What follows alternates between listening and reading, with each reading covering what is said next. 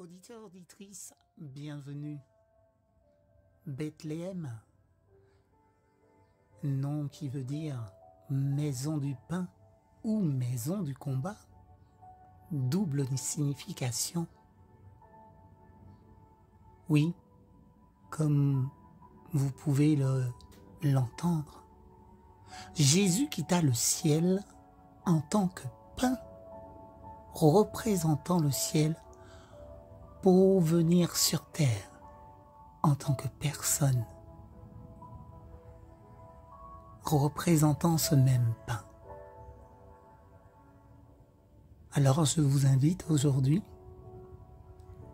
à venir vous fournir à cette boulangerie. Et pour ce fait, je vais vous présenter un message qui a pour titre aujourd'hui « De la sainteté en toute conversation ».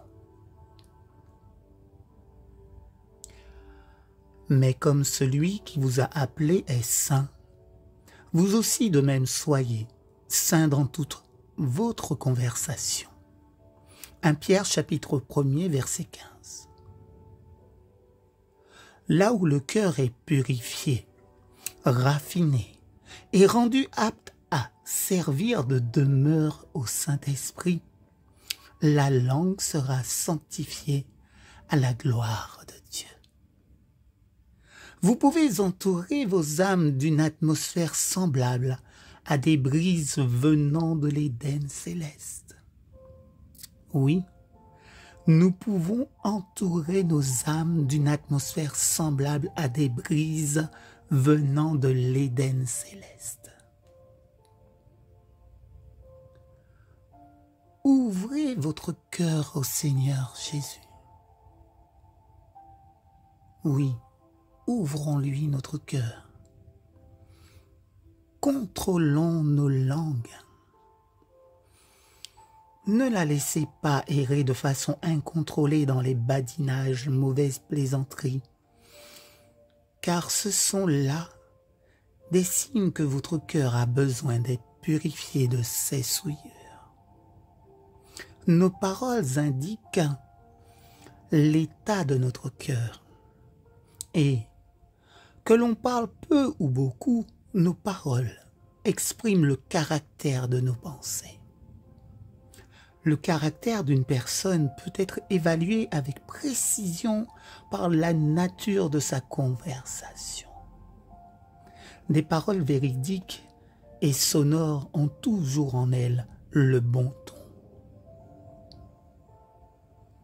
Apprenons d'abord, nous-mêmes, à avoir une attitude engageante, à parler sur un ton aussi doux et aussi agréable que possible. La langue et la voix sont des dons de Dieu. Bien utilisées, elles sont pour lui une puissance. Les paroles ont une grande signification. Elles peuvent exprimer l'amour, la dévotion, la louange, des mélodies pour Dieu, ou bien la haine et la vengeance. Les paroles reflètent les sentiments du cœur. Elles peuvent être une odeur de vie, donnant la vie, ou une odeur de mort, donnant la mort. La langue est un monde de bénédiction ou un monde d'iniquité.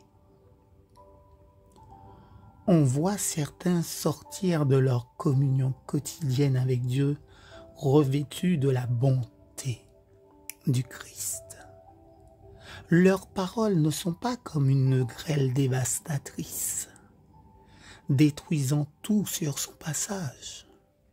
Elles sortent doucement de leurs lèvres, répandant des graines d'amour et de bienveillance tout le long de leur sentier.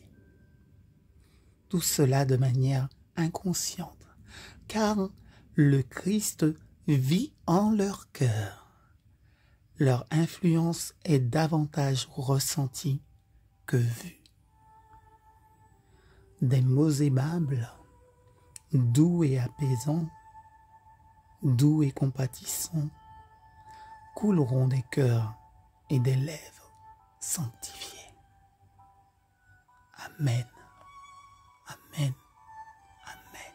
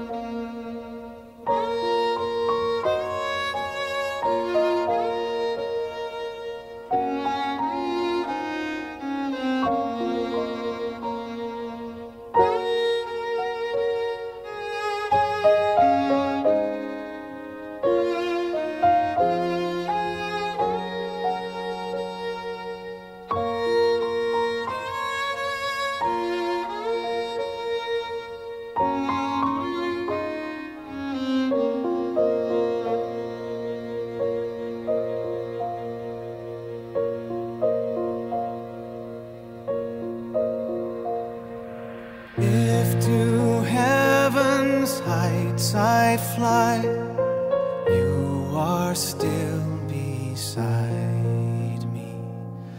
Or in death's dark shadows lie, you will stay close by me. If I flee on morning wings, far across the gray sea, even there